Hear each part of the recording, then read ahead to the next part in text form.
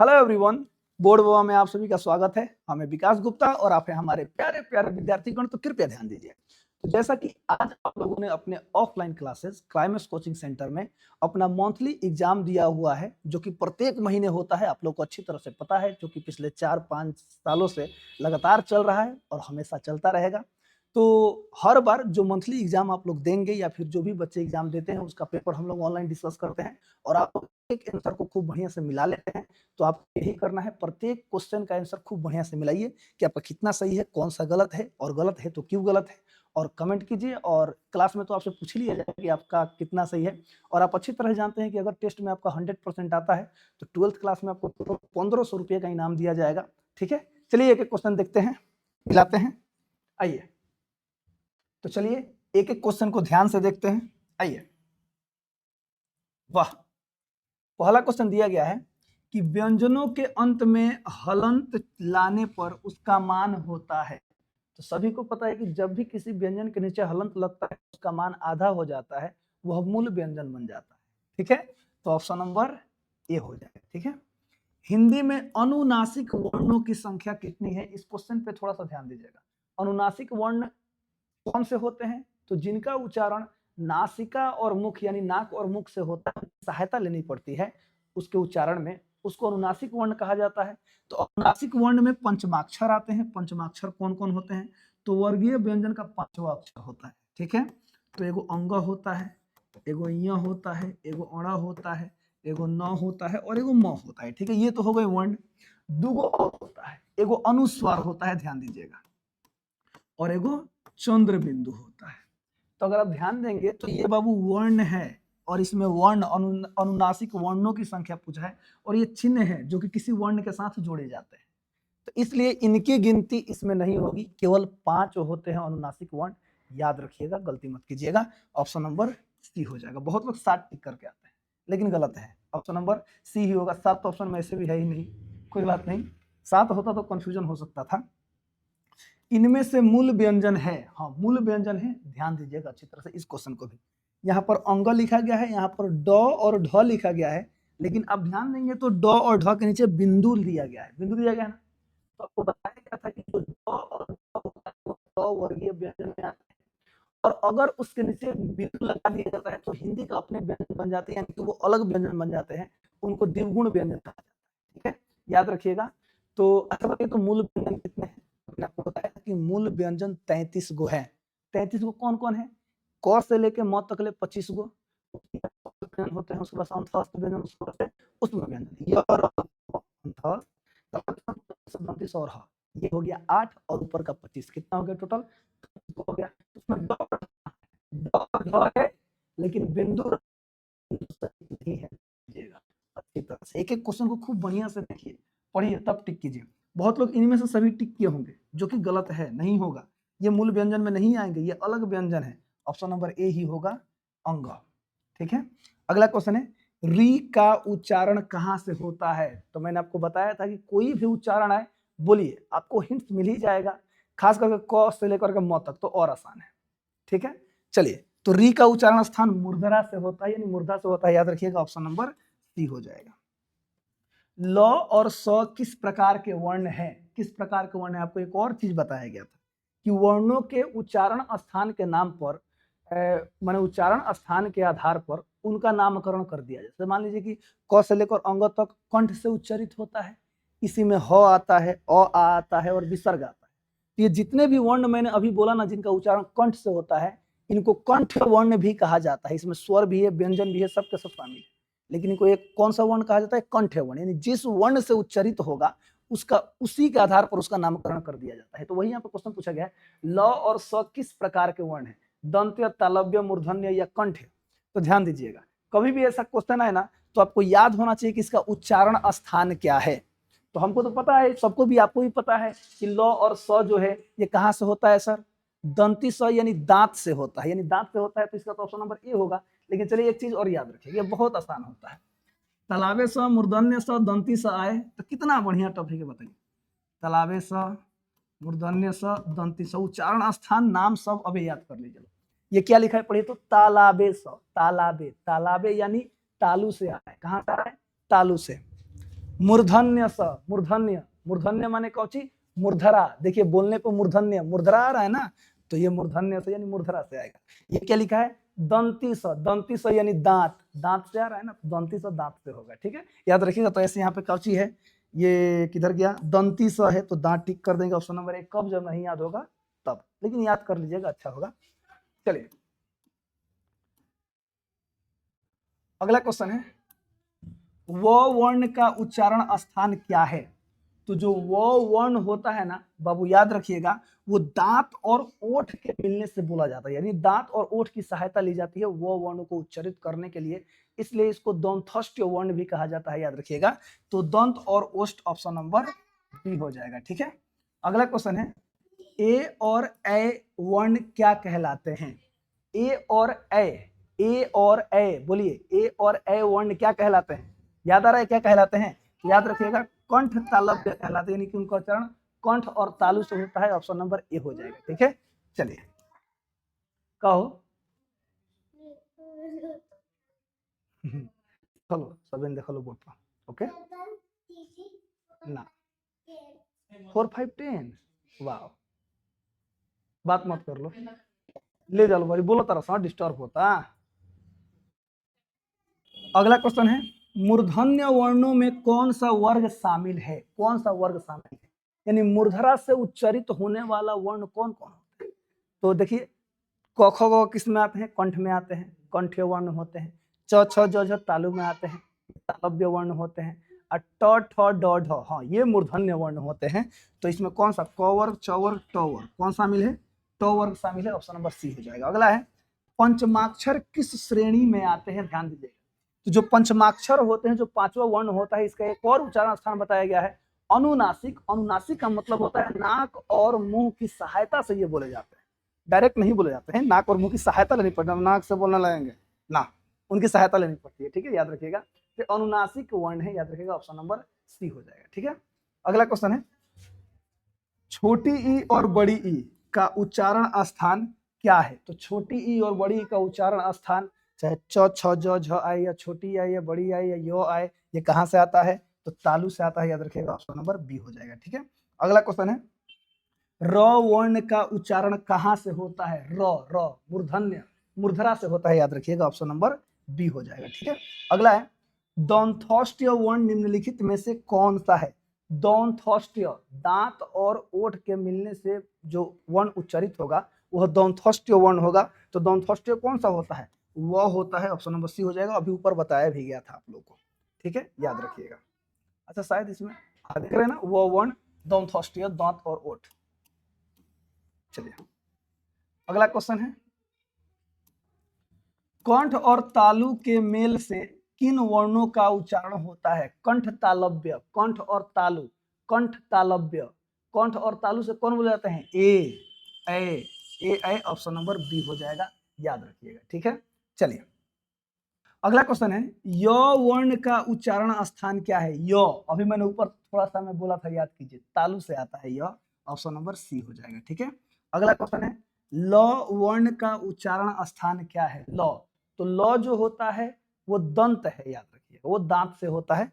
चलिए देखते हैं, तालु दंथोष्ठ्य, नहीं दंथोष्ठ्य नहीं, दंथोष्ठ्य का मतलब होता है दांत और ओष्ठ, वर्तस्य। हाँ ध्यान दीजिएगा, अगर ये क्वेश्चन आए तो खूब बढ़िया से ध्यान से बनाइए, देखिए कितना आसान पूछा गया है कि ल वर्ण का उच्चारण स्थान क्या है। तालु तो है नहीं, दांत रहता तो टिक करते, कोई बात नहीं है सर, दंथोष्ठ्य ये भी नहीं होगा। आप याद कीजिए, आपको वर्तस्य में क्या बताया गया था, जो दांत और मसूड़े के मेल से बोले जाते हैं दंथोष्ठ्य वर्ण होते हैं, बताया गया था आप लोग को, वो भी ल होता है। ठीक है, इसलिए इसका ऑप्शन नंबर सी ही होगा, याद रखिएगा, ऑप्शन नंबर सी। बहुत लोग बी और सी दोनों टिके होंगे, जो कि गलत है। ठीक है, ऑप्शन नंबर सी होगा। हाँ, दंत के साथ साथ वर्तस्य भी याद रखिएगा, ऑप्शन नंबर सी हो जाएगा। हाँ, अब किताब से क्वेश्चन दिया गया था, पहला चैप्टर आपको पढ़ा दिया गया है। कड़बक किन की रचना है, तो हमारे मलिक मोहम्मद जायसी जी की रचना है, ऑप्शन नंबर बी हो जाएगा। मलिक मोहम्मद जायसी किस परंपरा के कवि हैं, ये प्रेम के पीर के कवि हैं, ये प्रेम मार्गी कवि कहे जाते हैं, याद रखिएगा, ऑप्शन नंबर सी हो जाएगा।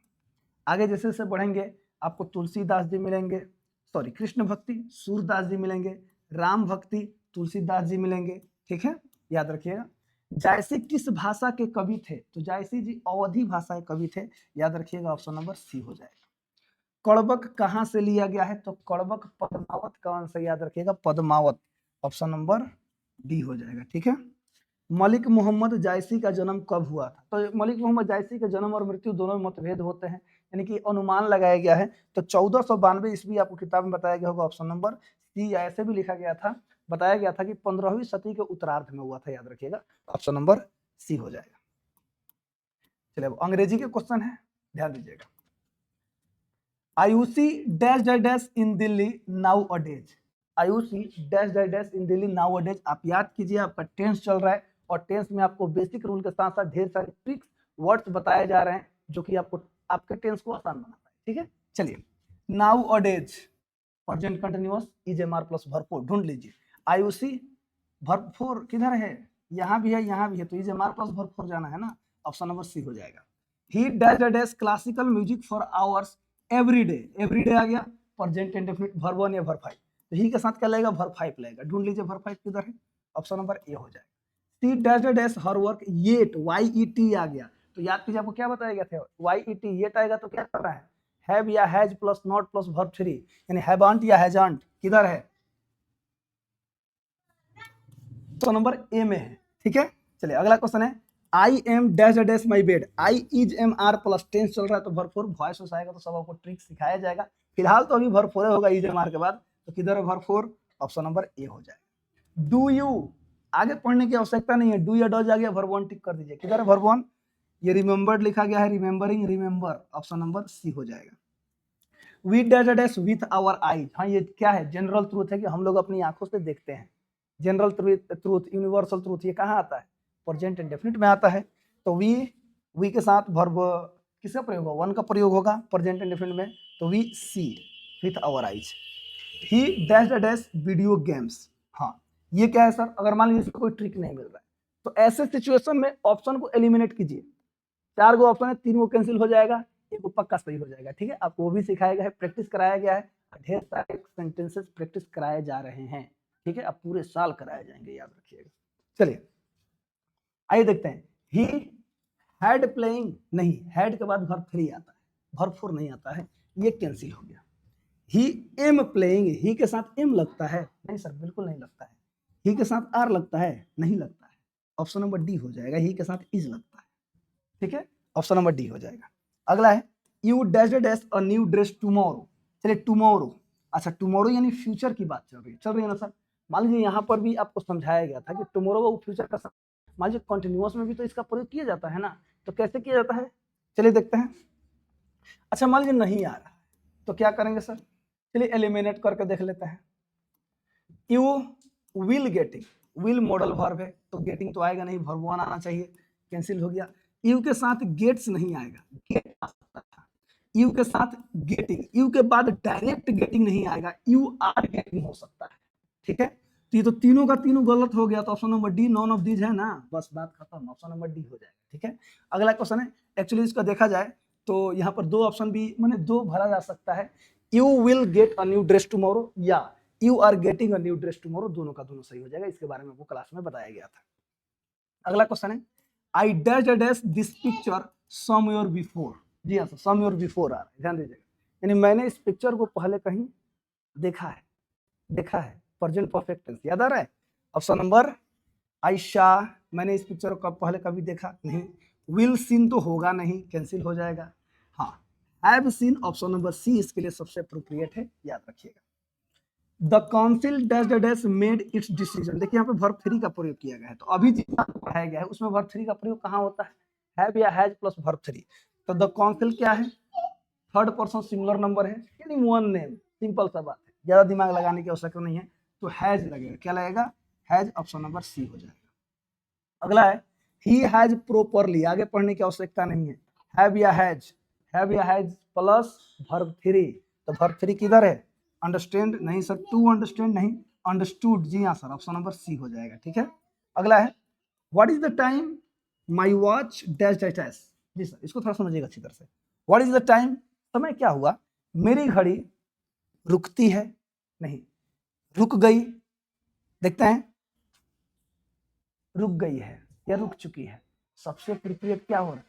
अरे भाई टाइम क्या हुआ, मेरी घड़ी रुक गई है, मेरी घड़ी बंद हो चुकी है, ऑप्शन नंबर बी हो जाएगा। ठीक है, या अच्छा 1 मिनट ध्यान दीजिएगा बाबू। हाँ यही होता है, जल्दीबाजी में गलत टिक कर दिया जाता है। ठीक है, तो आप थोड़ा ध्यान रखिएगा। हमारा क्या है, हम तो अभी इसे मिटका देंगे, आप फिर से समझा के सही बता देंगे। ठीक है, देखिए my watch third person singular number है, यानी कि एक है, तो एक के लिए क्या होता है, हैज होता है, हैव नहीं होता है, हैव मोर देन के लिए होता है, याद रखिए मोर देन वन के लिए होता है। तो ये भी गलत है, ये भी गलत है, ये भी गलत है। चलिए नॉन ऑफ दीज है ना, ऑप्शन नंबर डी हो जाएगा। ठीक है, चलिए आगे बढ़ते हैं। The earth dash dash round the sun, earth और सन ये यूनिवर्सल ट्रूथ है। यूनिवर्सल ट्रूथ किसमें आएंगे, किसमें आएंगे, प्रेजेंट इंडेफिनिट में आएंगे। जब प्रेजेंट इंडेफिनिट में आएंगे तो वर्ब 1 या वर्ब 5 ढूंढ लीजिए, बात खत्म। The earth third person singular number है तो वर्ब 5 लग जाएगा, रिवॉल्व्स ऑप्शन नंबर बी हो जाएगा। ठीक है, अगला है my mother has been working in this office dash dash dash the last 20 years. ध्यान दीजिएगा बाबू, कितना बढ़िया आपको सिखाया गया था। हैव या has plus been plus verb 4 आएगा, तो यहां पर हमें सिंस या फॉर के साथ जाना है, और अगर यहाँ पर सिंस या फॉर दिया रहता तो यहाँ पर हमें किसके साथ जाना होता, हैव या has plus been plus verb 4 के साथ जाना। ये आपको ट्रिक में दिखाया गया था ना, तो ध्यान दीजिएगा। अब हमें देखना है कि द लास्ट 20 ईयर्स के साथ सिंस लगेगा कि फॉर लगेगा। तो याद कीजिए, आपको मैंने बताया था कि चलिए लास्ट आएगा तो सिंस लगा दीजिएगा, कोई बात नहीं, सही होता है। द लास्ट 20 ईयर्स आता है तो ये पीरियड ऑफ टाइम में देखा जाता है, समझा जाता है, इसलिए द लास्ट 20 ईयर्स का मतलब हुआ यहाँ पर फॉर लगेगा, ऑप्शन नंबर ए हो जाएगा। ओके, चलिए अगला है I dash dash here since morning. देखिए आ गया, मैंने बोला था ना कि यहाँ पर हैव या has plus been plus verb 4 रहेगा, तो यहाँ पर हमें सिंस या फॉर के साथ जाना है। अब यहाँ पर सिंस या फॉर प्लस टाइम दिया हुआ है, तो यहाँ पर किसके साथ जाना है, हैव या has plus been plus verb 4 के साथ जाना है। तो I have been waiting, option number B. बहुत लोग यहाँ पे कंप्लेन करेंगे कि सर यहाँ पे हैड बीन वेटिंग भी तो हो सकता है। जी बिल्कुल हो सकता है, क्या नहीं हो सकता है, लेकिन यहाँ पर मॉर्निंग की बात की जा रही है, ये बात थोड़ा ध्यान रखिएगा। इसलिए इसका सबसे appropriate answer option number B होगा। परफेक्ट टेंस होता क्या है, परफेक्ट क्या होता है, वह क्रिया जो हम समय पहले किए थे खत्म हो गया है लेकिन उसका असर अभी तक हमारे ऊपर है। तो सुबह की बात है तो यही वाला होगा, बी ही होगा। ठीक है, चलिए अब किताब का क्वेश्चन है। John Donne is a metaphysical poet, ये तो बहुत फेमस है, याद रखिएगा, ऑप्शन नंबर बी हो जाएगा। John Donne was died in, यानी जॉन डॉन का देहांत कब हुआ था, तो 1631 में इनका देहांत हुआ था और 1572 में इनका जन्म हुआ था, याद रखिएगा। तो 1631 ऑप्शन नंबर बी हो जाएगा। Who can't add another hour when good fortune fall, यानी कौन है जो इनका भाग्य बेहतर भी होता है तो अपने जीवन में वो कुछ समय नहीं जोड़ सकते, 1 घंटा भी नहीं जोड़ सकते। आदमी होते हैं sir, man's power is very feeble, आपको किताब में बताया गया था, ऑप्शन नंबर डी हो जाएगा। The speakers blood when the beloved, ओहो हो, कवि का खून कब सूख जाता है, जब उनकी प्रेमिका रोती हैं, यानी आंसू निकलता है तो उनका खून सूख जाता है, ऑप्शन नंबर बी हो जाएगा, विप्स। ठीक है, the speaker soul go away when the beloved, कवि का आत्मा कब निकल जाता है, जब वो सिसकती है तो केवल हवा नहीं फेंकती है, माने हवा नहीं निकलता है, उसके साथ उनका आत्मा भी निकल जाता है, यानी सिसकना, याद रखिएगा, अर्थात शाई शाई शाई शाई, ऑप्शन नंबर ए हो जाएगा। ठीक है, साई। अगला क्वेश्चन है, हाँ, लिथियम अंतः केंद्रित घनी जालक, संदीप सर से फरियाते रहिए लो। ठीक है, ये हमारा नहीं है, उनका है, फिजिक्स केमिस्ट्री मैथमेटिक्स, वो देखेंगे। चलिए, तो हमारा यहीं पे कंप्लीट होता है। आपका कितना सही है खूब बढ़िया से मिला लीजिए, और पता है कि सब सही होगा। ठीक है, सभी लोग बढ़िया से पढ़े हैं। तो आज के लिए इतना ही हमारे तरफ से, अगले टेस्ट के लिए खूब बढ़िया से तैयार हो जाइए, यानी कि जो फरवरी महीने में आपका टेस्ट होगा, उससे भी इम्पोर्टेंट खूब बढ़िया से पढ़ाई कीजिए कि आपको आने वाले जो 27 में आप एग्जाम में फाइनल एग्जाम में बैठेंगे उसके लिए ज़्यादा मेहनत ना करना पड़े, जब अभी से मेहनत शुरू कर देंगे तो। ठीक है, याद रखिएगा। तो हंसते रहिए, मुस्कुराते रहिए, गाते रहिए, गुनगुनाते रहिए और हमेशा खुश रहिए। मिलते हैं कल क्लास में, तब तक के लिए जय हिंद। आइए सर। चलिए, विकास सर तो अपना पेपर डिस्कस कर लिए, अब हम शुरू करते हैं केमिस्ट्री, फिर फिजिक्स, उसके बाद मैथ। जो भी बायोलॉजी क्वेश्चन होंगे वो सब कल क्लास में डिस्कस किया जाएगा। तो चलिए शुरू करते हैं। क्वेश्चन नंबर 41 यहाँ पर, लिथियम अंतः केंद्रित घनी जालक बनाता है। घनी माने घनीय जालक बनाता है। यदि लिथियम के एकक कोष्ठिका के कोर की लंबाई 351 पिकोमीटर, कोर की लंबाई यानी किनारे की लंबाई, तो ए का मान कितना दिया है 351 पिकोमीटर, तो बोला गया कि लिथियम की परमाणु त्रिज्या क्या होगी, यानी परमाणु त्रिज्या यानी आर का मान क्या होगा। ठीक है? अब बताइए ए और आर में जो हम संबंध पढ़े थे, तो अलग अलग एकक कोष्ठिका के लिए ए और आर में संबंध क्या होता है, अलग अलग होता है। बट यहाँ पर देखिए क्या दिया है, क्या बोला अंतः केंद्रित यानी पिंड केंद्रित यानी बॉडी सेंटर। तो बीसीसी के लिए ए और आर में संबंध क्या होता है, तो हमें आर निकालना है, तो आर का फॉर्मूला क्या होता है √3a/4। ठीक है, तो सॉल्व करते हैं। देखिए तो क्योंकि ऑप्शन में देखिए सब में क्या दिया है, मतलब इसी टर्म में दिया है, पूरा सिंपलीफाई नहीं किया गया। ये हम लिख सकते हैं √3/4 इंटू ए का मान कितना है 351 पिकोमीटर। देखिए किस ऑप्शन दिया है, ऑप्शन ए बोल रहा है √3/2 से कैंसिल हो गया, √3/2 कैंसिल, सीधे √3/4 351 पिकोमीटर। ऑप्शन नंबर क्या होगा सी, तो सी टिक कर। अगला क्वेश्चन देखते हैं। एक आयनिक यौगिक में ए आयन इकाई सेल के घन के कोना पर है, बी आयन फलक के केंद्रों पर है। इस यौगिक का सरलतम सूत्र क्या हो, सूत्र निकालना है। तो सूत्र कब निकाल पाएंगे, जब क्रिस्टल में हमें दोनों टाइप के परमाणुओं को क्या पता हो, संख्या पता हो। तो पूरा क्रिस्टल में पता हो या किसी एक कोष्ठिका में पता है, तो हम क्या कर सकते हैं, सूत्र बता सकते हैं। तो यूनिट सेल में परमाणु संख्या निकालना आसान होता है। तो अब देखिए यहाँ पर कहाँ कहाँ कौन है, तो ए जो है कहाँ पर है, कोना पर है। तो एकक कोष्ठिका में ए की संख्या कितना होगा, तो कुल कितने कॉर्नर होते हैं 8। अब प्रत्येक कॉर्नर कंट्रीब्यूशन होता है 1/8, कितना आ गया 1 आ गया। यानी यूनिट सेल में ए का परमाणु, ए परमाणु की संख्या कितना होगा 1 होगा। बी की संख्या निकाले, बी कहाँ है, फलक केंद्रों पर है। कुल कितने फलक 6, प्रत्येक का कंट्रीब्यूशन 1/2, कितना आ गया 3 आ गया। यानी इस तरह सूत्र क्या बनेगा AB3। तो ऑप्शन नंबर क्या होगा, ऑप्शन नंबर सी, तो सी टिक कर देंगे। अगला क्वेश्चन, बीसीसी इकाई सेल में मुक्त खाली जगह का प्रतिशत क्या है। अब बताइए बीसीसी का संकुलन क्षमता कितना होता है, 68% होता है। तो संकुलन क्षमता का मतलब क्या हुआ, क्रिस्टल में उस स्थान का प्रतिशत जो कणों द्वारा भरा है, यानी खाली वाला स्थान नहीं, जो कण भरा है उसका बात कर रहा है। तो 68% कण द्वारा भरा है, तो कितना परसेंट खाली है, तो 100 में से घटा लेंगे तो कितना परसेंट आएगा, 32% आएगा। यानी 32% जगह खाली है। इसे बोला खाली जगह का प्रतिशत 32%। ऑप्शन नंबर क्या होगा ए, तो ए टिक कर देंगे।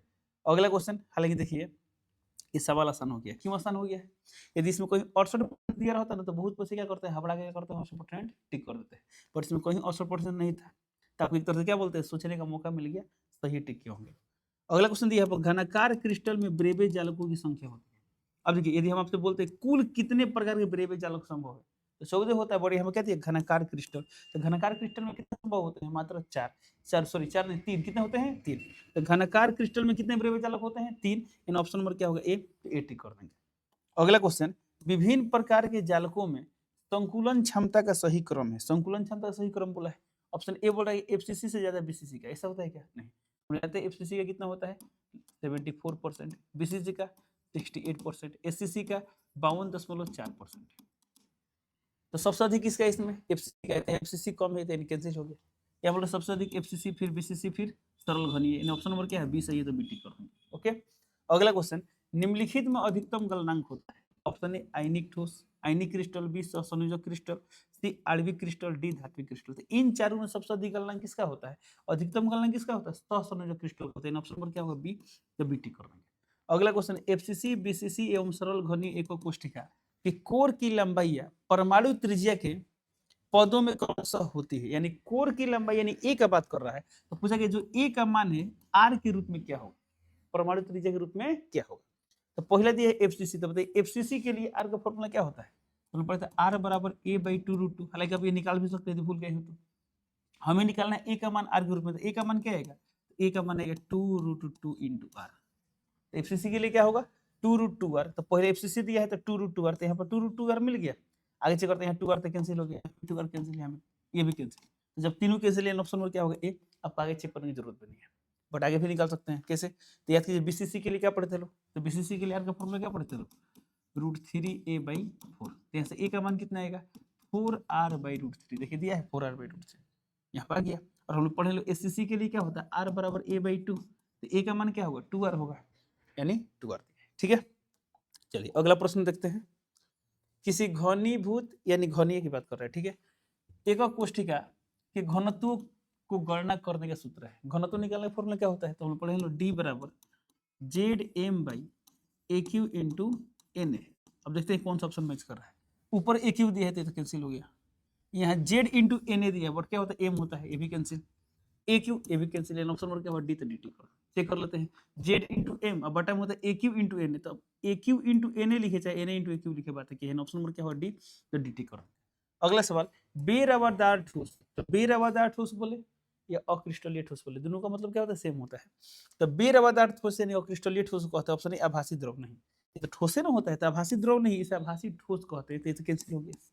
वास्तविक ठोस नहीं, क्रिस्टलीय को वास्तविक ठोस कहते हैं, भी कैंसिल हो गया।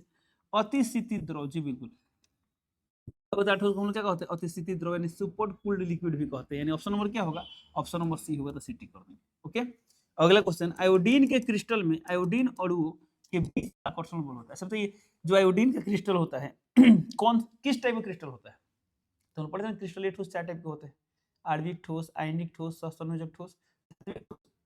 अब बताइए कौन सा ठोस है, तो ये तो आणविक ठोस है, क्योंकि अब यही कौन क्या है, अणु है।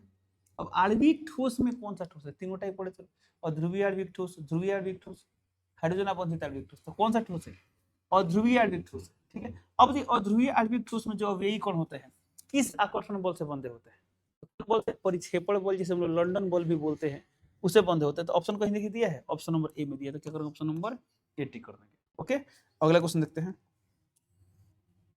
क्वेश्चन नंबर 51 दिया है यहाँ पर, निम्नलिखित में कौन नेटवर्क ठोस है, निम्नलिखित में कौन नेटवर्क ठोस है, ऑप्शन नंबर ए I2 नहीं, तो ठोस है। H2 ये भी आणविक ठोस में आता है, आणविक में कौन सा आता है, हाइड्रोजन आबंधित आणविक ठोस आता है। SO2 ये भी आणविक में आएगा।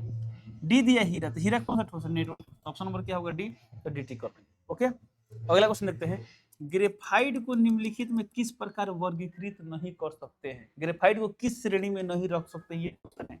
ऑप्शन है चालक ठोस, तो ग्रेफाइट तो चालक ठोस होता है, क्योंकि ग्रेफाइट तो चालक होता है ना, ठोस भी है। नेटवर्क ठोस, ग्रेफाइट क्या है, नेटवर्क ठोस है। सहसंयोजक ठोस, ग्रेफाइट सहसंयोजक ठोस भी है। डी बोल रहा है आयनिक ठोस, क्या ग्रेफाइट आयनिक ठोस है, नहीं है ना, यानी ग्रेफाइट को हम इस रूप में वर्गीकृत नहीं कर सकते हैं, तो ऑप्शन नंबर क्या होगा डी, तो डी टी कर देंगे। ओके, अगला क्वेश्चन देखते हैं, निम्नलिखित में कौन सहसंयोजक ठोस है, ठीक है। ऑप्शन है ग्रेफाइट, ग्रेफाइट सहसंयोजक ठोस है। आगे देख लेते हैं, Na ये आयनिक ठोस है।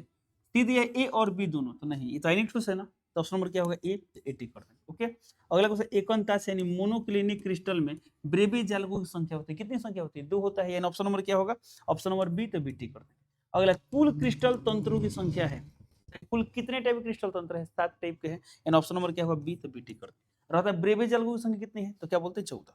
ओके, अगला क्वेश्चन, क्वेश्चन नंबर 56, आयनिक ठोस में कण किस बंध से जुड़े होते हैं, आयनिक ठोस में, आयनिक ठोस में जो अवयवी कण होते हैं किस बल से बंधे होते हैं, कूलम बल से बंधे होते हैं, जिसे हम लोग स्थिर वैद्युत आकर्षण बल भी बोलते हैं। तो ऑप्शन ए बोल रहा है एच बंध, पी सहसंयोजक बंध, सी स्थिर वैद्युत बल, जी बिल्कुल। अब स्थिर वैद्युत बल आकर्षण भी हो सकता है, प्रतिकर्षण भी हो सकता है, परंतु जो आयनिक ठोस में अवयवी कण होते हैं आकर्षण से न बंधे होते हैं, इसलिए हम स्थिर वैद्युत आकर्षण बल बोल सकते हैं। बट सिर्फ स्थिर बल की बात करें तो आकर्षण प्रतिकर्षण दोनों हो सकता है, तो उसमें एक इसमें कौन सा काम करता है, आकर्षण वाला काम करता है, यानी ऑप्शन नंबर सी हुआ, तो सी टिक कर देंगे। अगला क्वेश्चन, ग्रेफाइट में कार्बन का संकरण होता है, क्या होता है, sp2 होता है, ऑप्शन नंबर बी।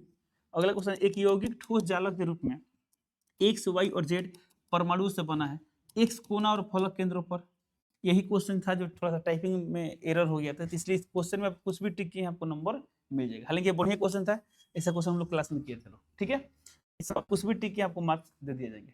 अगला क्वेश्चन देखते हैं, बीसीसी यूनिट सेल में परमाणु एक दूसरे को किस विकर्ण के अनुदिश स्पर्श करते हैं, बीसीसी यानी बॉडी सेंटर्ड बात कर रहा है, इसमें परमाणु जो सटे होते हैं किसके अनुदिश सटे होते हैं, पिंड विकर्ण के अनुदिश सटे होते हैं। ऑप्शन नंबर किनारे विकर्ण, बी फलक विकर्ण, सी पिंड विकर्ण, तो ऑप्शन नंबर क्या होता है, तो सी टी कर देंगे। सही रहता है एफसीसी में किसके अनुदिश सटे रहते हैं, फलक विकर्ण के अनुदिश सटे होते हैं, और एससीसी में किनारों के अनुदिश सटे होते हैं, ठीक है, तो इसका आंसर होगा सी। अगला, यूनिट सेल के एक कोने पर स्थित परमाणु का योगदान होता है, तो यूनिट सेल का जो कोना पर होता है उसका योगदान कितना होता है, 1/8 होता है, ऑप्शन नंबर डी टिक कर देंगे।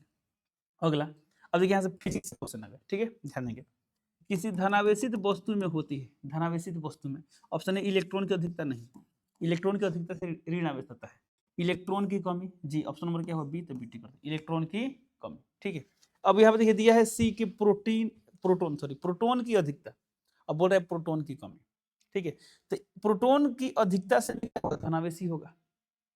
समझिए एक वस्तु, इस वस्तु पे इलेक्ट्रॉन प्रोटॉन दोनों बराबर है, तो बराबर है तो उदासीन है, अब ये धनावेशित कब होता है, जब इसमें से इलेक्ट्रॉन निकल जाए। अब इलेक्ट्रॉन निकल गया यानी इलेक्ट्रॉन कम हो गया, प्रोटॉन ज्यादा हो गया, तो इसे बोल सकते हैं प्रोटॉन ज्यादा है नहीं धनावेश है, इलेक्ट्रॉन कम है तो धनावेश है। इसमें बोला गया है कि धनावेशित वस्तु में होती है इलेक्ट्रॉन की कमी होती है, प्रोटॉन की अधिकता होती है, तो दोनों सही हो सकता है। ठीक है, तो दोनों में आप कोई भी टिक कर सकते हैं, बट ज्यादा अप्रोप्रिएट ऑप्शन कौन सा होगा, बी, क्योंकि इलेक्ट्रॉन के आने और जाने से ही क्या होता है, वस्तुएं आवेशित होती है। ठीक है, अगला क्वेश्चन देखते हैं।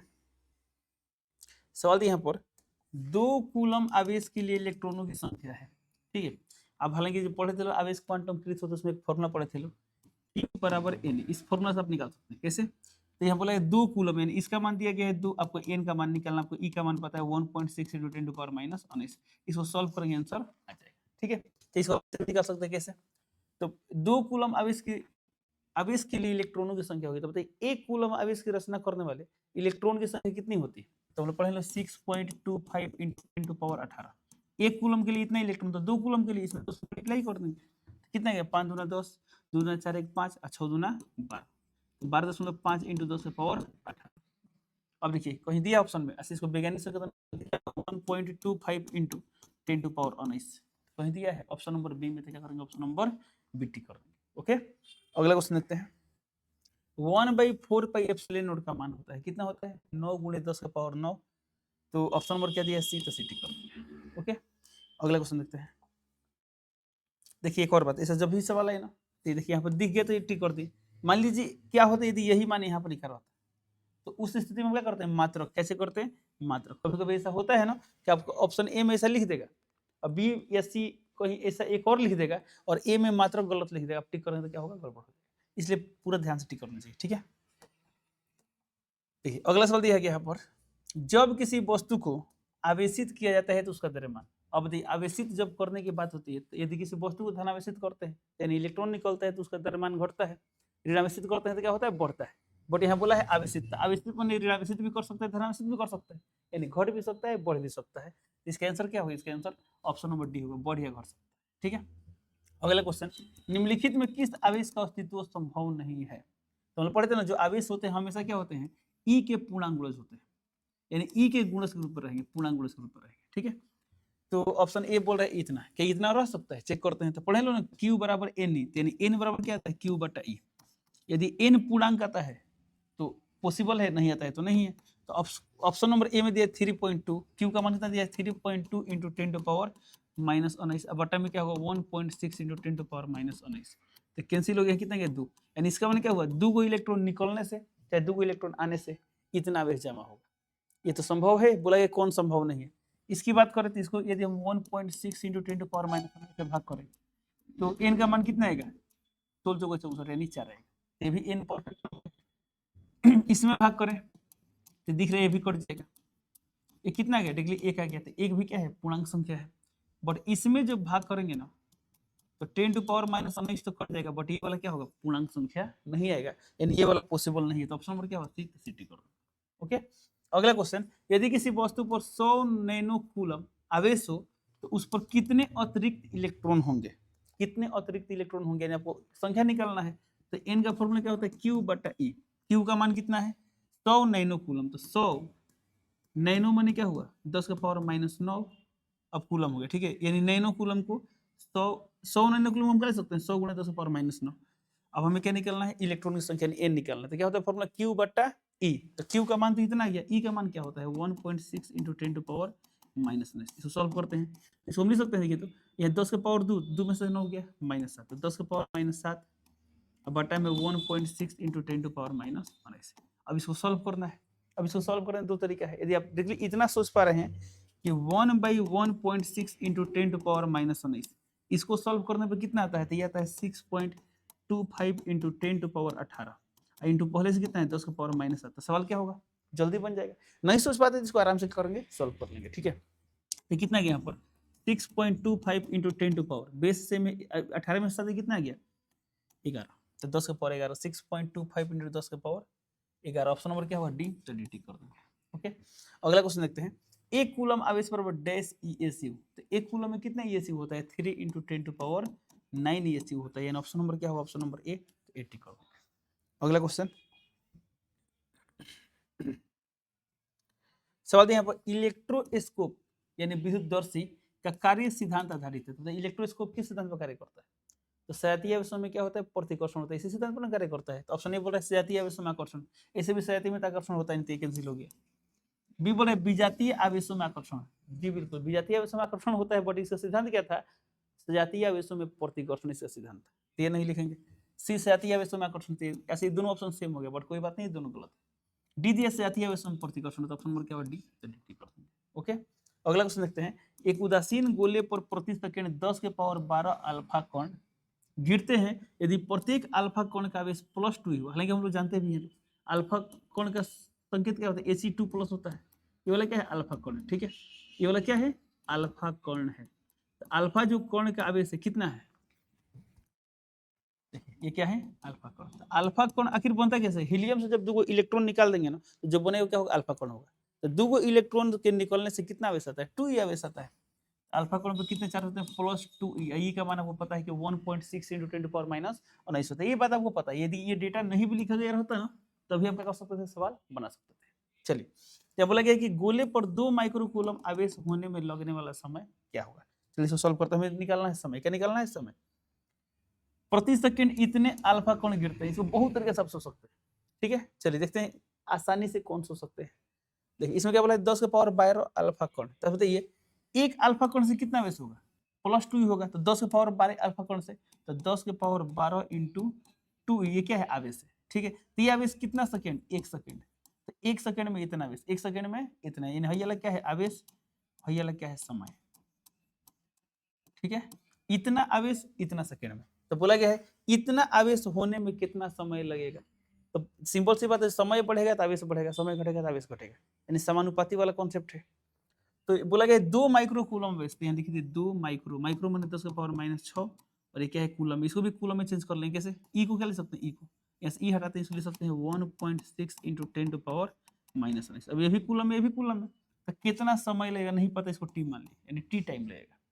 अब दोनों में समानुपाती वाला संबंध है, तो इतना बटा इतना बराबर हम इतना बटा इतना लिख सकते हैं, ठीक है। इसको उलट के लिखे तो उलट के भी लिख सकते हैं। मान लीजिए यहाँ पे लिखे t/1, तो t आएगा। इसमें देखिए इसमें नीचे वाला के लिखे थे तो ऊपर वाला, तो यहाँ पे नीचे वाला तो ऊपर वाला, तो नीचे क्या है? 2 × 10⁻⁻6। अब बट्टा में क्या आएगा? ये वाला आएगा, ये वाला।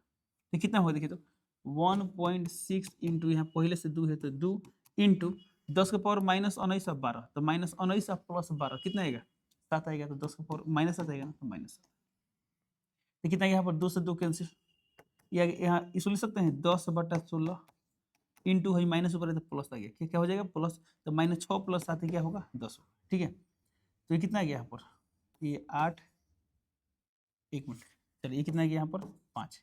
ये कितना आ गया? 2 चौका 8, ये कितना आ गया? 2 × 10, यानी 25/4। 25/4 तो कितना आ गया? 4 चौक 24, 24 1 4 दूना 8 2, यानी 6.25 6.25 सेकेंड, 6.25 6 सेकेंड, 1 मिनट। इसे सभी ऑप्शंस क्या है? देखिए तो गलत है, यानी टाइप में थोड़ा सा एरर हो गया है। तो बताइए ऐसे कौन सा ऑप्शन, माने आप सोचिए जब टाइपिंग में कहाँ पे मिस्टेक हुआ होगा? ऑप्शन बी में हो सकता है। तो जब ऐसा मिस्टेक हो क्या करेंगे? एक बार और क्रॉस चेक कर लेंगे, सवाल फिर से बना लेंगे, कहीं गड़बड़ तो नहीं, कहीं हो सकता है अभी कहीं गड़बड़ किया, ठीक है। हालांकि इसका ऑप्शन गलत है। क्लास में बहुत सारे स्टूडेंट क्या बोले थे कि सर इसका ऑप्शन मैच नहीं कर रहा है, इसका सबसे ज्यादा एप्रोप्रिएट ऑप्शन कौन सा है? बी। हालांकि अब इसमें कुछ भी टिक किया होगा आपको नंबर मिल जाएगा, ठीक है। चलिए आगे बढ़ते हैं। इसको और भी बहुत तरीके से बना सकते हैं। अगला क्वेश्चन देखते हैं। सवाल दिए यहाँ पर, 1 मिनट, अच्छा उसी टाइप का क्वेश्चन है भी। सवाल है यदि किसी उदासीन गोले पर प्रति सेकंड इतना अल्फा कण गिरते हो, प्रति सेकंड गोले पर प्राप्त कुल आवेश क्या होगा? सिंपल सी बात है, प्रति सेकंड कितना आवेश आ रहा है? तो 1 सेकंड में कितना अल्फा कण आ रहा है? 10 के पावर 12 अल्फा कण। तो 10 के पावर 12 अल्फा कण का ही आवेश जमा होगा। तो 10 के पावर 12 अल्फा कण, तो एक अल्फा कण पर कितना आवेश? 2e आवेश। तो 10 के पावर 12 पर कितना होगा? इसको हल करते हैं। 10 के पावर 12 × 2, ई का मान होता है 1.6 × 10⁻⁻⁹। तो कितना है यहाँ पर? 16 दूना 32 यानी 3.2 इंटू ये वाला कितना आएगा? तो 9 में से 2 गया 7, यानी -7। 3.2 × 10⁻⁷ कूलम, 3.2 × 10⁻⁷ कूलम। ऑप्शन नंबर क्या होगा? ए। तो ए टिक कर देंगे। अगला क्वेश्चन देखते हैं। एक उदासीन गोले पर इतना इलेक्ट्रॉन उपस्थित है, यदि 10% इलेक्ट्रॉन हटा दिए जाए तो गोले पर उत्पन्न आवेश क्या होगा? ध्यान देंगे। उदासीन गोला माने इतना इलेक्ट्रॉन है तो उसको इतना प्रोटॉन भी होगा। अब जितना इलेक्ट्रॉन हटाएंगे चाहे जितना इलेक्ट्रॉन लाएंगे उतना ही ना आवेश जमा होगा। तो यहाँ बोला गया है कि 10% इलेक्ट्रॉन हटा दिया। सब इलेक्ट्रॉन हटाएंगे तो कौन सा आवेश आएगा, धनावेश की ऋणावेश? धनावेश आएगा। थोड़ा ऑप्शन देखिए तो। अच्छा देखिए ऑप्शन नंबर सी में ऋणावेश है तो कैंसिल हो गया, डी भी कैंसिल, क्योंकि दोनों में क्या है, ऋणावेश है। अब ये दो में कोई ना कोई होगा, कौन होगा, हल कर लेते हैं। तो इसमें से कितना परसेंट इलेक्ट्रॉन हटा रहे हैं, 10% हटा रहे हैं। तो हटाए गए इलेक्ट्रॉन की संख्या क्या होगा, यानी एन का मान क्या होगा? तो एन का मान क्या होगा, इसका 10%, तो कितना है 5 × 10 के पावर 12 का 10%। उसको हल करते हैं, कितना गया 5 × 10 के पावर 12 का मान गुणा 10 बटा में क्या होगा 100 है, 0 0 खत्म। तो कितना गया 5 × 10 के पावर कितना आएगा 11 आएगा। इलेक्ट्रॉन की संख्या आएगा, हमें क्या निकालना है, आवेश निकालना है, क्यू का मान निकालना है। तो क्यू का फॉर्मूला क्या होता है, एन ई, एन का मान 5 × 10 के पावर 11 और ई का मान 1.6 × 10 to power -19। तो कितना गया 16 × 5 80 यानी 8 × 10 के पावर, ये कितना आएगा 9 में से 1 8 यानी -8 है। 8 × 10 के पावर -8 यानी ऑप्शन नंबर क्या होगा, ऑप्शन नंबर ए 80 कर दो। ओके, अगला क्वेश्चन, किसी उदासीन गोले से इलेक्ट्रॉन को हटाने पर गोला हो जाता है। अब इलेक्ट्रॉन हटाएंगे तो गोला क्या होगा, धनावेशित होगा, यानी ऑप्शन नंबर क्या होगा बी, तो बीटी कर देंगे। यदि किसी गोले से n इलेक्ट्रॉन हटा दिए जाए तो गोले पर उत्पन्न आवेश का मान क्या होगा। आवेश का फॉर्मूला था Q बराबर Ne, n इलेक्ट्रॉन हटा रहे हैं, तो जब हटा रहे हैं तो धनावेशित होगा, यानी कन्फर्म में प्लस में आएगा और E रहेगा, तो प्लस Ne को ही दिया है, ऑप्शन नंबर बी, तो बीटी कर देंगे। ओके, अच्छा यही रहता है n इलेक्ट्रॉन ला दिए जाते हैं तो क्या होता है, ये वाला हो जाता है। अगला क्वेश्चन, निम्न में से किस कण का विशिष्ट आवेश का मान सबसे अधिक होता है। इसमें नहीं बोला किसका मान कितना होता है, बोला किसका सबसे अधिक होता है। ऑप्शन ए बोल रहा है इलेक्ट्रॉन, बी बोल रहा है प्रोटॉन, सी बोल रहा है अल्फा कण, डी बोल रहा है न्यूट्रॉन। यदि प्रत्येक का विशिष्ट आवेश पता है तो आप बता सकते हैं, बट इसमें क्या बोला है किस पर विशिष्ट आवेश का मान सबसे अधिक होता है चेक करते हैं। ठीक है, तो विशिष्ट आवेश का फॉर्मूला क्या होता है, आवेश बटा द्रव्यमान, आवेश बटा द्रव्यमान। तो बताइए विशिष्ट आवेश फॉर्मूला यानी ई बटा एम का बात कर रहा है, ई माने चार्ज, सिंपल से बता, आवेश बटा द्रव्यमान, क्यू बटा एम, ये क्या है विशिष्ट आवेश। ठीक है, किसका सबसे अधिक होगा, तो सिंपल से जिसका क्यू अधिक उसका विशिष्ट आवेश अधिक। हालांकि विशिष्ट आवेश के लिए क्यू बटा एम किससे तुलना करना है, क्यू बटा एम से तुलना करना है। देखते हैं इलेक्ट्रॉन प्रोटॉन इन दोनों की तुलना करते हैं। ठीक है, तो बताइए इलेक्ट्रॉन प्रोटॉन दोनों के लिए क्यू का मान क्या होता है, सेम होता है, क्यू का मान क्या होता है, सेम होता है। अब एम देखते हैं, तो इलेक्ट्रॉन और प्रोटॉन में किसका द्रव्यमान अधिक होता है, प्रोटॉन का द्रव्यमान अधिक होता है, इलेक्ट्रॉन का कम। तो जब इलेक्ट्रॉन का द्रव्यमान कम तो विशिष्ट आवेश क्या होगा, अधिक। तो कन्फर्म में प्रोटॉन तो होगा नहीं, इलेक्ट्रॉन होगा, क्या होगा, इलेक्ट्रॉन। अब इसमें चेक करते हैं इलेक्ट्रॉन और किसमें, अल्फा कण में चेक करते हैं। क्या प्रोटॉन अल्फा कण में चेक कर सकते हैं, हालांकि पढ़े भी थे लोग प्रोटॉन और अल्फा कण पर विशिष्ट आवेशों का अनुपात क्या होता है। ठीक है, चल चेक करते हैं।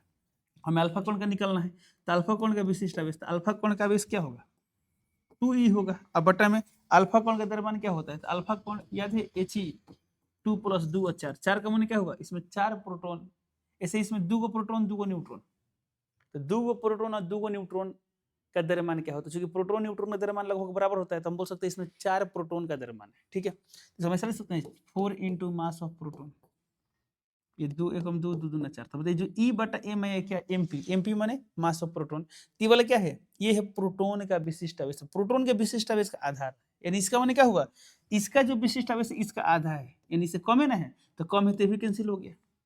न्यूट्रॉन का तो 0 होता है तो ये भी कैंसिल, यानी ऑप्शन नंबर क्या होगा ए 80 कर दो।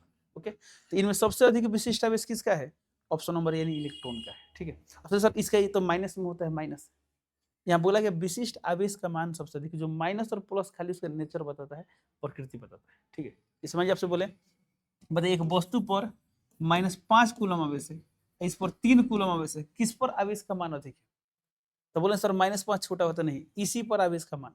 ठीक है, अगला क्वेश्चन देखते हैं। चलिए क्वेश्चन नंबर 75 ध्यान देंगे। सवाल यहाँ पर कूलम के नियम के अनुसार 2 बिंदु आवेशों के बीच लगने वाला वैद्युत बल निर्भर करता है। कूलम के नियम के अनुसार 2 बिंदु आवेशों के बीच लगने वाला वैद्युत बल निर्भर करता है। ऑप्शन ए आवेशों के गुणनफल, सही बात है, निर्भर तो करता है। बी दूरी के वर्ग के व्युत्क्रमानुपाती पर, पढ़े चलो ना, कूलम बल का फॉर्मूला क्या होता है, बराबर K(Q1Q2/r²), तो गुणनफल पर निर्भर कर रहा है, दूरी के वर्ग के व्युत्क्रमानुपाती पर निर्भर कर रहा है, माध्यम की प्रकृति पर। जी बिल्कुल, अलग अलग माध्यम के लिए की का मान क्या होता है, अलग अलग होता है, तो माध्यम पर भी डिपेंड करता है। तो डी दिया है ऊपर सभी, तो ऑप्शन नंबर क्या होगा डी, तो डी टिक कर देंगे। अगला क्वेश्चन, निर्वात में कूलम नियतांक की का मान क्या होता है, तो क्या होता है 9 × 10⁻9 होता है, तो ऑप्शन ए 9 × 10⁻9, और कहीं नहीं दिया है, नहीं दिया है, तो नहीं दिया तो ऑप्शन नंबर 80 कर दो। यदि और कहीं दिया रहता ना तो हम क्या चेक करते हैं, मात्रक चेक करते हैं। देखिए तो इसका मात्रक निकालिए क्या रहा है, देखिए तो की का मात्रक निकालना, बल का मात्रक न्यूटन, इधर है बटा में, इधर गुणा में होगा तो मीटर स्क्वायर, और गुणा में इधर है तो बटा में आ गया, तो बटा में क्या होगा कूलम स्क्वायर, तो न्यूटन मीटर स्क्वायर कूलम का power -2, newton metre square coulomb का पावर -2। अगला क्वेश्चन, यदि दो बिंदु आवेशों के बीच की दूरी 2 गुना कर दिया जाए तो उनके बीच का विद्युत बल क्या होगा। अच्छा, तो बीच की दूरी यानी आर का बात कर रहे हैं, जब इसको हम 2 गुना करें तो 2 का स्क्वायर क्या होगा 4 गुना, तो 4 नीचे आएगा ना, यानी 1/4 गुना, तो बल क्या हो जाएगा 1/4 गुना हो जाएगा। ऑप्शन नंबर सी हो जाएगा, 1/4 हो जाएगा। ठीक है, अगला क्वेश्चन, कूलम का नियम लागू होता है। ऑप्शन नंबर ए केवल स्थिर बिंदु आवेश पर, केवल गतिमान आवेश पर, केवल चालक पर, केवल कुचालक पर। तो कूलम के नियम को जब हमने स्टेटमेंट ही पढ़े थे उसमें क्या पढ़े थे लोग, कि दो स्थिर बिंदु आवेशों के बीच कार्यरत विद्युत बल। अब वहां बोला गया था स्थिर बिंदु आवेश, तो स्थिर की बात करेंगे, ऑप्शन नंबर क्या होगा ए, सिर्फ इस पर लागू होता है। ठीक है, जब कभी सवाल आता है कूलम के नियम की सीमाओं को लिखे यानी उसकी कमी को लिखे, तो उसमें आप ये लिख सकते हैं कि यह सिर्फ स्थिर बिंदु आवेश पर लागू होता है, गतिशील आवेश पर लागू नहीं होता है। ठीक है, अगला सवाल यहाँ पर त्वरित यानी त्वरण युक्त आवेश उत्पन्न करते हैं, क्या उत्पन्न करते हैं, यदि कोई आवेशित कण स्थिर है तो विद्युत क्षेत्र एक समान वेग से गति करने लगे तो विद्युत क्षेत्र साथ साथ चुंबकीय क्षेत्र भी आता है, इसे हम लोग बोलते हैं विद्युत चुंबकीय क्षेत्र। यदि त्वरित हो जाए तो क्या होगा, विद्युत चुंबकीय तरंग, यानी ऑप्शन नंबर क्या होगा, ऑप्शन नंबर डी, तो डी कर देंगे। अगला क्वेश्चन, एक फैराडे के बराबर होता है, एक फैराडे में कितना कूलम होता है 96,500 कूलम। एक मिनट, ये ऑप्शन नंबर क्या होगा सी, तो सी टी कर देंगे। अगला क्वेश्चन देखते हैं। अब देखिए बायोलॉजी क्वेश्चन आ गया, तो बायोलॉजी क्लास में डिस्कस किया जाएगा। अब आते हैं हम सीधे मैथ पे। चलिए यहाँ से मैथ शुरू होता है, ध्यान देंगे। सवाल यहाँ पर कि matrix multiplication A B is defined only when. अच्छा बताइए ए बी डिफाइंड कब होता है, तो हम लोग पढ़े थे ना, ए का ऑर्डर पता हो बी का ऑर्डर पता हो, तो मानिए ए का ऑर्डर दिया है m/n, इसका ऑर्डर दिया है मान लेते हैं m'/n। अब दोनों का गुणनफल तभी एग्जिस्ट करेगा जब ये बीच वाला बराबर हो, तो बीच वाला बराबर माने क्या हो, ये वाला क्या है, ये वाला पहिलका के कॉलम की संख्या, इस ये वाला क्या है रो की संख्या। तो देखिए ऑप्शन ए दिया है A and B are square matrix, ना ऐसा तो कोई कंडीशन नहीं है। Number of rows of A, ये पहिला का बोल रहा है कि number of rows of A यानी पहिलका का क्या चीज, number of row, number of rows of B यानी दोनों का रो बराबर है, तो ऐसा कोई नियम तो था नहीं। यहाँ बोला गया है नंबर ऑफ कॉलम्स ऑफ ए, सही बात है, ये एन क्या है, ए का कॉलम की संख्या है, number of rows of B भाई एमडेस क्या है, इसका रो की संख्या है, ऑप्शन नंबर क्या होगा सी, तो सी टिक कर दो। ओके, अगला question, if A is of order 2/3 and B is order of 3/4, A B is order of, ध्यान देंगे हमें ए बी का ऑर्डर निकाला, मतलब ए का ऑर्डर कितना दिया है, ये दिया है 2/3 तो 2/3, बी का ऑर्डर कितना है 3/4 तो 3/4।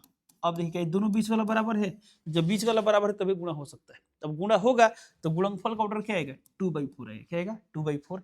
इन ऑप्शन नंबर क्या होगा, ऑप्शन नंबर ए, तो ए टिक कर दो। अगला question, if A is of order 3/2 B is of order 3/4 then A B.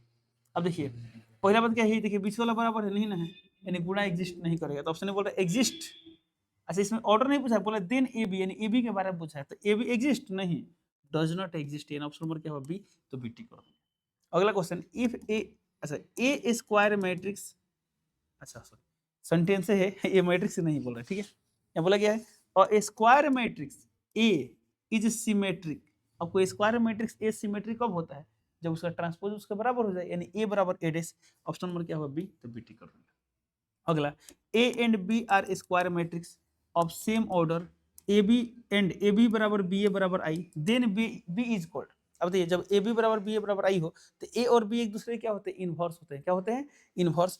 तो यहाँ बोला गया बी जो है क्या कहलाता है, ऑप्शन ए ट्रांसपोज ऑफ ए नहीं, डिटरमिनेंट ऑफ ए नहीं, इनवर्स ऑफ ए कहलाते हैं, ऑप्शन नंबर क्या होगा सी, तो सी टिक। चलिए अगला क्वेश्चन देखते हैं। क्वेश्चन नंबर 86 दिया, ध्यान देंगे। द मैट्रिक्स P बराबर इतना is option number diagonal matrix, B scalar matrix, C square matrix, D all of this. ध्यान देंगे, अरे ये कौन सा मैट्रिक्स है, ध्यान, इसमें बहुत लोग मिस्टेक करेंगे, समझिए बने से।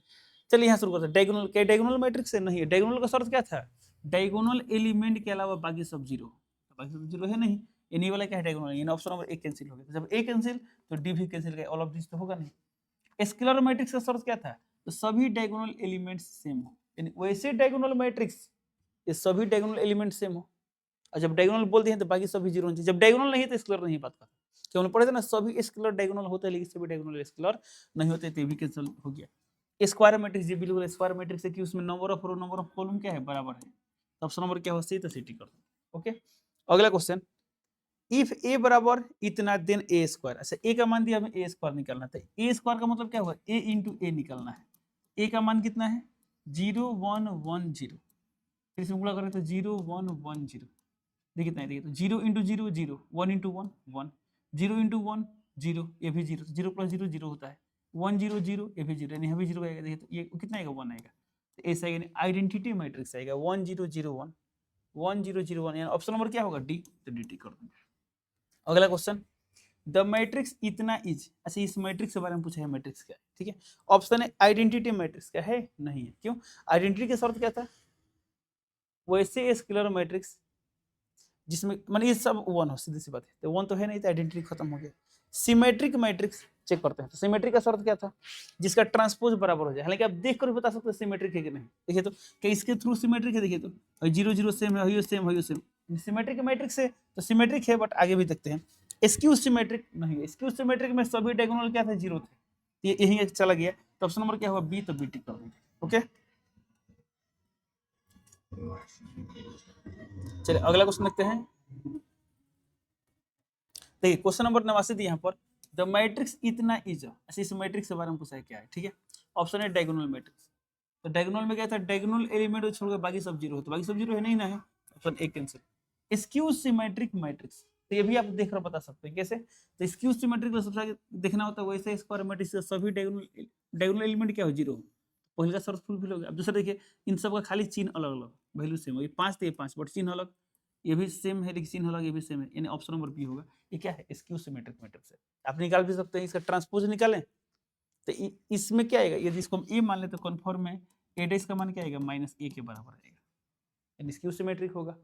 चलिए ये देखते हैं सवाल यहाँ पर, इफ इतना बराबर इतना देन। अच्छा, x और y के बारे में पूछा है, आप इसको सॉल्व कर लीजिए, ऑप्शन से भी आप इसी का कर सकते हैं, बना सकते हैं, ठीक है। चलिए सॉल्व कर लेते हैं, ये ऑप्शन से बना लीजिए, जैसे इच्छा से बना सकते हैं। चलिए ऑप्शन से बनाते हैं। ऑप्शन ए बोल रहा है x का मान 3 और y का मान 1, चेक करते हैं। तो जहाँ x मान 3 रखिए, 3 दूना 6 और y का मान 1, तो 6 1 7 है, कितना रहा है 7 आ रहा है, और यहाँ भी कितना है 7, यानी ये वाला सेटिस्फाइड हो गया। अब इसकी बात करते हैं, x का मान 3 तो 4 3 12, यहाँ पर 12 हो जाएगा। y का मान 1 तो यहाँ 1 रखिए, तो 7 एकम 7, 7 में से तेरे कितना गया -6, तो यानी 12 और -6 तो बराबर होगा नहीं, यानी ऑप्शन नंबर ए क्या हो गया, कैंसिल, ठीक है। अब इसकी बात करते हैं ऑप्शन नंबर बी क्या, तो x का मान 2 y का मान 3, तो यहाँ रखिए तो x का मान 2, तो 2 दूना 4 और 4 3 7, सही बात है। अब x का मान 2, अच्छा ये तो 7 है, यानी ये वाला बराबर आ गया। देखिए तो x का मान 2 तो 4 दूना 18 है, y का मान 3 तो 7 3 21, 21 में से 3 कितना गया 8, यानी ये राइट, ये वाला इसको भी सेटिस्फाइड किया। इसको चेक करते हैं, x का मान कितना रखना है 2, तो 5 दूना 10, 10 में 7 गया 3, और y का मान 3 है, नहीं 3 बराबर आ गया। x का मान 2 तो 4 दूना 8, और यहाँ 2 रखे तो 6 2 8, ऑप्शन नंबर क्या होगा बी, तो बी टिक कर। x का मान 2 और y का मान 3, यही दोनों जो वैल्यू है ना, इस पूरा को क्या कर रहा है, इक्वल मैट्रिक्स बना रहा है, ठीक है। तब इसे बना सकते नहीं, तब सॉल्व भी कर सकते हैं। अगला क्वेश्चन ध्यान देंगे, क्वेश्चन नंबर 91 सवाल दिया यहाँ पर, इफ इतना बराबर इतना देन वैल्यू ऑफ x, यानी x का मान निकालना, ठीक है। चलिए इसको सॉल्व करते हैं। अच्छा, तो यहाँ से x प्लस y का मान क्या होगा 8 होगा, तो x प्लस y बराबर 8, यहाँ से y का मान कितना है, तो 2 आएगा, y का मान कितना आएगा 2, तो जहाँ y हो 2 रख दे, तो 2 यहाँ x और यहाँ कितना है 8, तो यहाँ से x का मान कितना आ गया 6 आ गया, यानी ऑप्शन नंबर क्या होगा डी, तो डी टी कर देंगे। अगला क्वेश्चन, इतना इंटू इतना, यानी गुणा वाला सवाल आ गया। तो देखिए गुणा वाला सवाल कैसे बनाते हैं पता है ना, पूरा भी गुणा करने की कभी कभी जरूरत नहीं पड़ती है। अब इसमें देख लीजिए कौन सा एलिमेंट है जो सभी जगह डिफरेंट है, चाहे क्या शुरू से गुणा करते हैं। यहाँ का एलिमेंट कितना है, तो 2 एकम 2 और 3 3 9, तो 9 2 11, यानी यहाँ 11 आएगा, तो यहाँ 2 दिया है तो खत्म, 1 दिया है खत्म, ये 11 2 में दिया है, यहाँ 4 4 सेम है तो ये नहीं निकालेंगे, ये वाला निकाल लेते हैं। तो यहाँ का एलिमेंट निकाल लेंगे, ये वाला रो और ये वाला कॉलम, क्योंकि फर्स्ट रो में है फर्स्ट कॉलम है, तो सॉरी सेकेंड रो में है ना, तो इसमें सेकेंड रो इसमें फर्स्ट कॉलम, तो कितना क्या है तो -4 5 3 15 प्लस 15, तो -4 प्लस 15 कितना आएगा 11, यानी यहाँ पर भी आएगा 11, देखिए कहीं दिया 11, ऑप्शन नंबर डी में दिया है, हाथ में खत्म, यानी ऑप्शन नंबर क्या होगा डी, डी टी कर देंगे। ओके, अगला क्वेश्चन देखते हैं। एक सवाल दिया गया यहाँ पर, इफ इतना इंटू इतना है, दो मैट्रिक्स है, ये मैट्रिक्स कंप्लीट दिया, यहाँ पे इस मैट्रिक्स का नाम दिया है, इन दोनों मैट्रिक्स का गुणनफल इसके बराबर हो, देन ऑर्डर ऑफ ए, इसमें हमको वैल्यू ऑफ ए नहीं पूछा गया, क्या बोला गया है ए का ऑर्डर क्या होगा, ए का ऑर्डर क्या होगा, चल चेक करते हैं। अब तो इसका ऑर्डर क्या है, इसका ऑर्डर 2 रो है तीनों कॉलम में 2/3 है। ए का ऑर्डर क्या होगा नहीं पता है, तो इसको मान लेते हैं m/n। क्या मान लेते हैं? m/n। और इसका ऑर्डर क्या दिया है? 2/2, 2/2। अब देखिए दो गो मैट्रिक्स गुणा हुआ है तो कोई मैट्रिक्स आया, यानी गुणा एग्जिस्ट कर रहा है। तो दो गो मैट्रिक्स का प्रोडक्ट कब एग्जिस्ट करता है? जब भाई दोनों क्या हो? बराबर हो। तो ये कन्फर्म हो चुका है, m का मान क्या होगा? 3। यानी इसका जो ऑर्डर आएगा उसमें कन्फर्म है रो की संख्या कितना होगा? 3 होगा। अब खाली कॉलम निकलना है। क्या निकलना है? कॉलम। अब बताइए ये जो ऑर्डर होता है इन दोनों का बराबर होता है, तो 2 से 2। अब n का मान कितना आ गया? देखिए तो 2 आ गया, यानी n का मान होगा 2, यानी 3/2 होगा। क्या होगा? 3/2, 3/2। ऑप्शन नंबर क्या होगा? बी। तो बी टिक कर दें। ठीक है, आप क्रॉस चेक कर सकते हैं। कैसे क्रॉस चेक करते हैं? बताइए ये कितना है? कितना ऑर्डर का है? 2/3। हमारा जो आंसर है कितना है? 3/2, यानी इसका ऑर्डर कितना आ गया? 3/2। अब देखिए दोनों बीच वाला बराबर है तो गुणा होगा, तो गुणा होता है 2/2, बाकी में देखिए कितना रहा? 2/2 आ रहा है। तो इसे आप बना भी सकते हैं। अगला क्वेश्चन, सवाल दिया यहाँ पर, for diagonal elements aij which is correct. यानी बोला डायगोनल एलिमेंट के बारे में कौन चीज करेक्ट है। तो डायगोनल एलिमेंट कौन होते थे? तो किसी स्क्वायर मैट्रिक्स में वैसे एलिमेंट जिनमें आई और जे बराबर होते थे वही होते हैं डायगोनल एलिमेंट्स। तो ऑप्शन नंबर क्या होगा? ए। 80 कर देंगे। अगला, और मैट्रिक्स ए बराबर इतना is said to be diagonal matrix if. अब ये डायगोनल के लिए शर्त क्या था? देखिए, तो पहले के स्क्वायर मैट्रिक्स हो, लेकिन अब यहाँ n/n लिख देनी, स्क्वायर मैट्रिक्स बोल दिया। अब हम बताना स्क्वायर मैट्रिक्स से डायगोनल कब हुआ। तो डायगोनल के लिए शर्त क्या था? डायगोनल एलिमेंट के यानी सभी नॉन डायगोनल एलिमेंट 0 होने चाहिए, यानी aij 0 होना चाहिए। कब? जब i बराबर j नहीं हो तब।